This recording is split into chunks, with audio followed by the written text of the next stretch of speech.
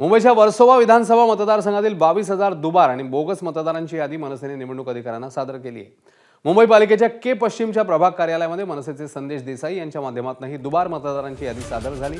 आठवड्याभरात या दुबार मतदारांच्या नावासमोर डबल स्टार करण्याचं आश्वासन पालिका निवडणूक अधिकाऱ्यांकडून मनसे शिष्टमंडळाला देण्यात आलं। मात्र आठवड्याभर दुबार मतदारांच्या नावासमोर डबल स्टार करण्यात आलं नाही तर पालिका निवडणूक अधिकाऱ्यांच्या कार्यालयातच मतदार याद्यांची होळी करू असा इशारा संदेश देसाईंनी दिला।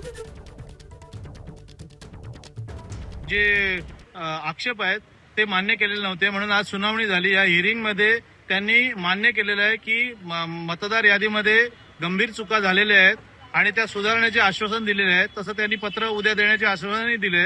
पुढच्या 7 दिवसात या मतदार याद्यांमध्ये डबल स्टार करण्याचे त्यांनी आश्वासन दिलेले आहे। सदर यादींमध्ये 7 दिवसात जर बदल झाले नाहीत तर मतदान ज्या याद्या आहेत त्याची निवडणूक अधिकाऱ्यांच्या केबिनमध्ये मनसेतर्फे होळी करण्यात येईल।